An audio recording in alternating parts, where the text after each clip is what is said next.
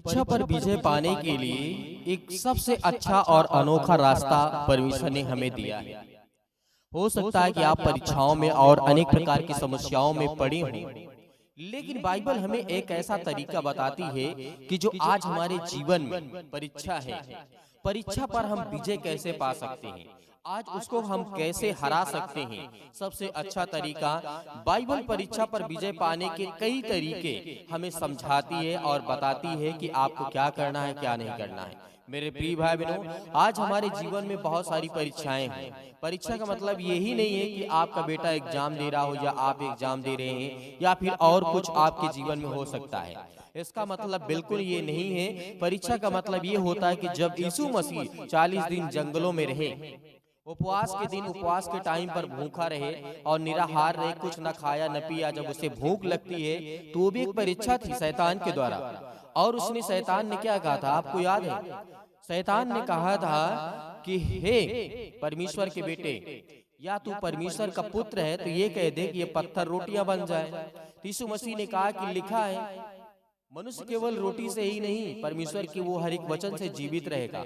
ऐसे बहुत सारे स्टेप हुए प्रभु यीशु मसीह के जीवन काल के शुरुआती दौरान में, जब प्रभु यीशु मसीह 40 दिन तक निराहार रहे, न कुछ खाए न कुछ पिए। तो वो भी एक परीक्षा थी, वो भी एक ऐसी मुसीबत की घड़ी थी जो प्रभु यीशु मसीह ने टाला और उस शैतान को जवाब दिया और शैतान को बताया कि आज हमें क्या करना चाहिए, क्या नहीं करना चाहिए। और भरोसा और विश्वास के साथ ही हमें आगे बढ़ना चाहिए, क्योंकि ये भी परमेश्वर का वचन कहता है। परीक्षा जो हमें कहती है, सबसे अच्छा तरीका है कि पाप से हमें बचे रहना है।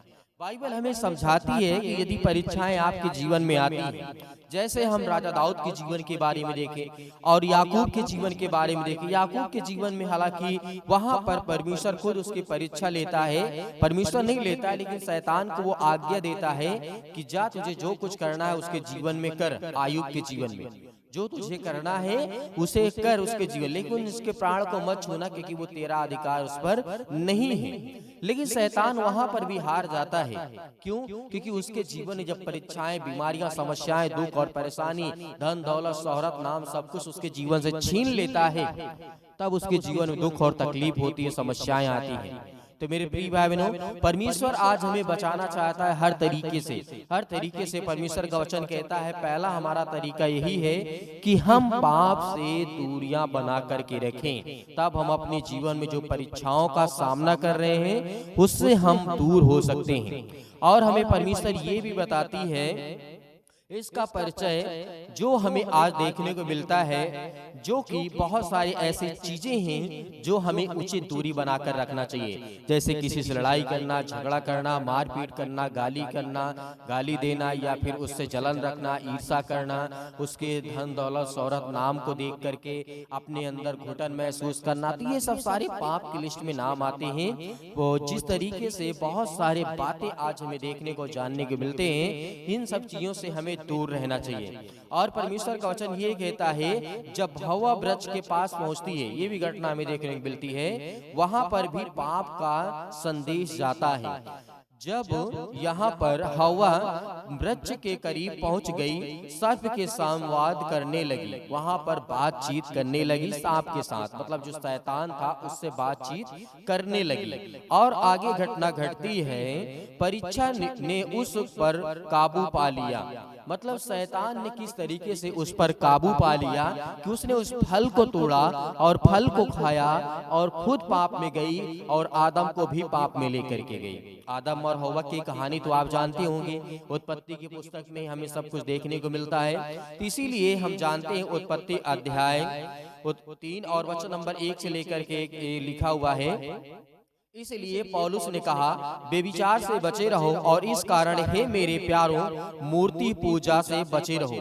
यहाँ पे पौलुस हमें समझाते हैं कि बेविचार से बचे रहना है। और जिस तरीके से मूर्ति पूजा आज हमें देखने को और जानने को मिलता है, मैं विश्वास करता हूं कि मेरे बहुत सारे मसीह भाई बहन हैं जो इस पर बिलीव नहीं करते हैं, भरोसा नहीं करते हैं, क्योंकि मनुष्य जो बनाता है, क्या वो भगवान हो सकता है? क्या ईश्वर जो परमेश्वर है, जो सृष्टि का करता है, जीवन देने वाला है, जो हमें श्वासें देने वाला है, क्या कोई मनुष्य किसी भगवान को रहने के लिए स्थान बना सकता है? नहीं बना सकता है, स्वाभाविक बात है।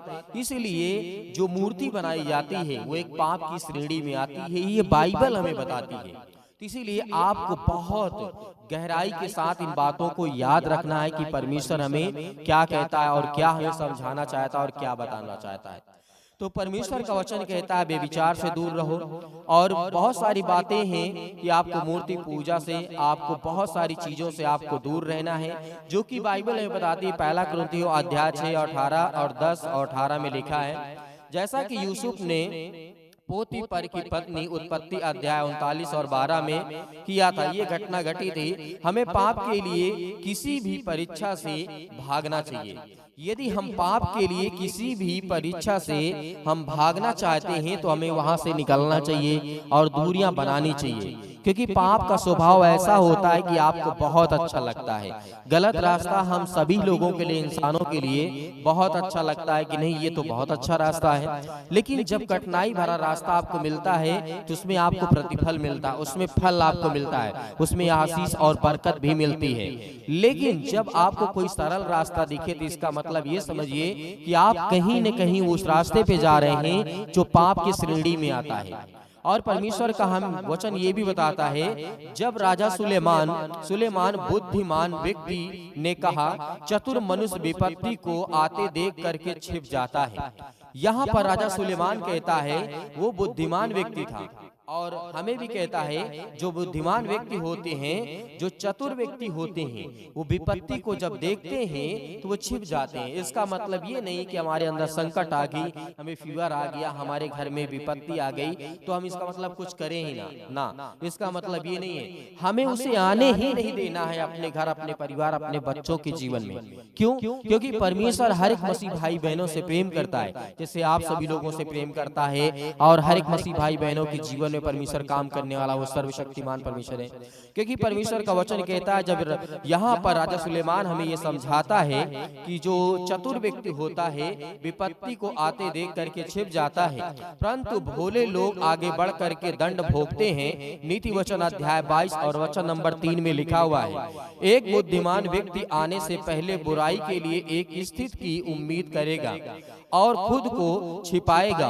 वह उस समय जागरूक होगा जब वह एक परीक्षा से प्रवेश कर रहा होगा और अपने कवच को रख करके अपने पहरे को खड़ा होगा। नूह के बाढ़ के आने की अनुमान लगाया गया और अपने परिवार को जहाज में छिपा दिया और विनाश से बच गया। ये घटना हमें देखने को मिलती है। इस तरीके से नूह ने यहाँ पे बड़ी चतुराई के साथ किया, संकेत को देखा उसने। जब नूह के समय में ऐसी घटना घटती है, राजा सुलेमान यहाँ पे कहता है और बताता है, नूह के समय में भी जब ऐसी घटना घटी, परमेश्वर नूह से कहा कि हे नूह, मैं इस देश मतलब इस पृथ्वी को नष्ट करने जा रहा हूँ, मैं तुझे इतने दिन का समय देता हूँ, जिसको बचाना है उसे बचा ले। लेकिन नूह चिल्लाता रहा कि हे सब सृष्टि के लोगों सुनो, परमेश्वर इस सृष्टि को नष्ट करने पर है। लेकिन उसके बाद पर कोई बिलीव नहीं करता, कोई भरोसा नहीं करता, कोई नहीं विश्वास करता। नूह अपने काम में लग गया और वो अच्छी नाव बनाता है और अपने लोगों, अपने परिवार और घर और बहुत सारे जो जानवर, जो जंतु थे, सभी को उसने बचाया। लेकिन जो और मूर्ख लोग थे, जो उस कठिनाई को, उस गंभीरता को, उस बात को नहीं लिए जो परमेश्वर ने चेतावनी दी थी, उसके बाद आपने देखा कि क्या हुआ। सारे लोग मारे गए जो पृथ्वी पर थे। नूह को परिवार छोड़ करके और जीव जंतु जितने थे, प्राणी थे, एक एक जोड़े सभी में के उनको सबको बचाया। और उसके बाद एक नई सृष्टि की उत्पत्ति होती है। सृष्टि का मतलब ये नहीं कि दोबारा बनाया गया, नहीं। जब पानी 40 दिन के बाद खत्म होता है, तब उसके बाद नूह अपना जो जहाज होता है उसे खोलता है और वहां पर फिर उसका परिवार वहां से शुरू होता है। तो ये चतुर इंसान की निशानी होती है, पहचान होती है। जैसे राजा सुलेमान ने कहा था, चतुर मनुष्य विपत्ति को आते देख करके छिप जाता है, जैसे नूह ने किया। यहाँ पर परमेश्वर ने पहले भविष्यवाणी कर दी थी कि मैं इस देश, इस पृथ्वी को नष्ट करने पर हूँ और पानी के द्वारा मैं इसे नष्ट करूंगा। लेकिन वहां पर कोई बात नहीं मानते हैं। वहां पर शराब और अनेक प्रकार के देवी देवताओं को पूजा करने वाले लोग थे, मूर्ति पूजा करने वाले लोग थे, विश्वास ही नहीं करते थे, तो इसलिए वो सब लोग मारे गए। और परमेश्वर का वचन हमें ये भी बताता है कि आज हमारे जीवन में बहुत सारी बातें ऐसी हैं जो हमें याद रखना है। यदि आज हमारे जीवन में परीक्षाएं आती हैं, बहुत सारी दिक्कतें आती हैं, बहुत सारी प्रॉब्लम आती हैं, तो हमें याद रखना चाहिए, क्योंकि परीक्षा में हमें विजय पाने के लिए बहुत सारे रास्ते हैं जो परमेश्वर हमें बताते हैं। और हमें हमारे जीवन में सिर्फ पाप ही नहीं, पाप से भागे, हमें परमेश्वर के पास भागना होगा, क्योंकि हम पाप से भागते हैं परमेश्वर के निकट आओ तो वह भी तुम्हारे निकट आएगा। ये बाइबल में लिखा है, हे पापियों अपने हाथ शुद्ध करो और हे दुष्ट लोगों अपने हृदय को पवित्र करो। याकूब अध्याय 4 और वचन नंबर 8 में लिखा है, यीशु ने अपने अनुयायियों मतलब अपने चेलों से कहा, जागते रहो और प्रार्थना करते रहो कि तुम परीक्षा में ना पड़ो। आत्मा तो तैयार है परंतु शरीर दुर्बल है। मत्ती रचित सुसमाचार अध्याय 26 और वचन नंबर 41 में लिखा है। ये हमें आज क्यों समझना है? जागते रहो और प्रार्थना करते रहो कि ताकि आपके जीवन में परीक्षाएं न आए, और हमेशा तैयार रहो। आत्मा तो तैयार है लेकिन शरीर दुर्बल है। मतलब आत्मा हमारा मन तो कहता है कि हम प्रार्थना करें, विनती करें, दुआ करें, लेकिन हमारा शरीर कहता नहीं, अभी सो लेते हैं, थोड़ा और सो लेते हैं और बैठ लेते हैं, बाद में कर लेंगे, बाद में देखेंगे। ये सभी इंसान के अंदर होता है।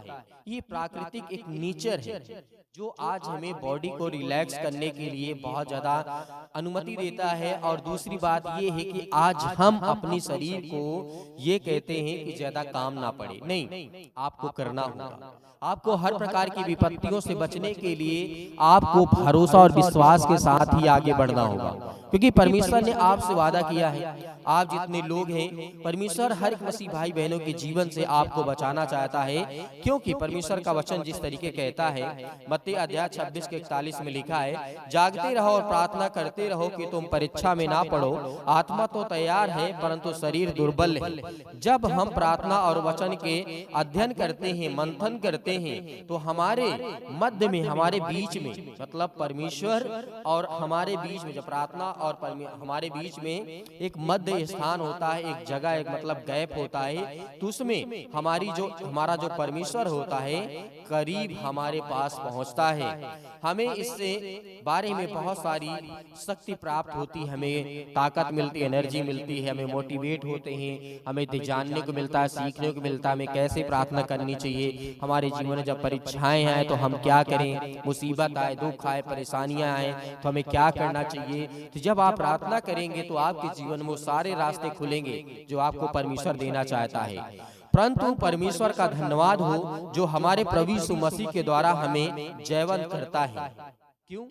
आज हम जयवंत नहीं हैं, आज यीशु मसीह के नाम से आज हम जीवित नहीं हैं, परंतु परमेश्वर का धन्यवाद हो जो हमारे प्रभु यीशु मसीह के द्वारा हमें जयवंत करता है, जो कि पहला कुरिन्थियों अध्याय 15 वचन नंबर 57 में लिखा है, विजय के लिए सभी को विश्वास दिलाने का वादा प्रभु यीशु मसीह ने किया है, जो मदद के लिए प्रभु पर विश्वास करते हैं, क्योंकि जो कुछ परमेश्वर से उत्पन्न हुआ है वह संसार पर जय प्राप्त करता है, और जो विजय से संसार पर जय प्राप्त होती है। हमारा विश्वास है जिस तरीके से पहला यूहन्ना अध्याय 5 और 4 में लिखा है, प्रभु हमें जिस तरीके से आश्वासन दिया है, एक तरीके का भरोसा और विश्वास दिया है, जिस तरीके से परमेश्वर का वचन कहता है, इसीलिए परमेश्वर के अधीन हो जाओ और शैतान का सामना करो तो वह तुम्हारे पास से भाग निकलेगा। याकूब के पत्र अध्याय 4 और वचन नंबर 7 में लिखा है, जैसा कि हम अपने प्यार करने वाले परमेश्वर पर भरोसा करते हैं, हमारे लिए कोई भी परीक्षा पान जिस तरीके से काबू हमारे अंदर, हमारे शरीर के अंदर, हमारी बीमारियों में, हमारी समस्याओं में, हमारे दुख में, हमारी परेशानियों में, वो परीक्षा काबू नहीं पा सकती है। परमेश्वर का वचन कहता है, यदि आज हम विश्वास के साथ परमेश्वर के साथ खड़े हैं, परंतु इन सब बातों में हमें परमेश्वर के द्वारा जिस तरीके से हमें धन्यवाद करना चाहिए और हम में से प्रेम किया है, जयवंत भी बढ़ करके परमेश्वर ने हमें दिया है। रोमियो पुस्तक अध्याय 8 और वचन नंबर यहाँ पे 17 में लिखा, 37 में लिखा हुआ है, परमेश्वर ने वादा किया कि यदि आज आपके जीवन में परीक्षाएं हैं, विपत्तियां हैं, दुख है, बहुत सारी संकट है आपके घर में, आपके परिवार में, आपके जीवन में, तो बिल्कुल भी आपको नहीं डरना है, बिल्कुल भी आपको नहीं घबराना है, क्योंकि परमेश्वर हर एक मसीह भाई बहनों से प्रेम करता है, प्यार करता है।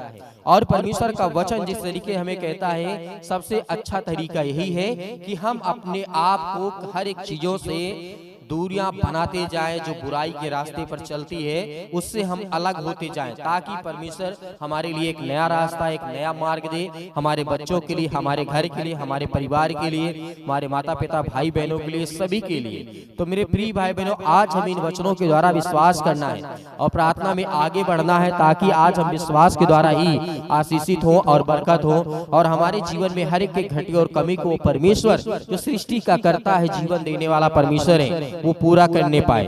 धन्यवाद यीशु। मेरे प्रिय भाई बहनों, आज इतने लोग परमेश्वर के वचन को सुन रहे हैं, बैठे हैं, खुदाबंद आपके परिवार में हर एक मसीह भाई बहनों को ये सब परीक्षाओं में जो आज आपने सुना और जाना और देखा कि आज हमारे जीवन में कैसी कैसी परीक्षाएं आ सकती हैं, पाप के द्वारा, व्यभिचार के द्वारा, अनेक प्रकार की समस्याओं के द्वारा, शरीर के द्वारा, गाली गलौज के द्वारा, अनेक प्रकार की लड़ाई झगड़े झंझट, दुनिया भर की बातें हो सकती हैं जो आप समझते हो अपनी भाषा में, वो सब जो आपको लगता है कि नहीं गलत है, तो आपको ये समझना जब आपका मन कहता है कि ये गलत है, तो इसका मतलब ये परमेश्वर की नजर में ही गलत है, क्योंकि परमेश्वर ने आपको बुद्धि दी है, आपको समझ दिया है, इसीलिए दिया है ताकि वो उन चीजों को आप मंथन कर सके कि आपके परिवार के लिए, आपके घर के लिए कौन सी चीजें सही हैं जो हमें करना चाहिए। ये बाइबल हमें बताती है।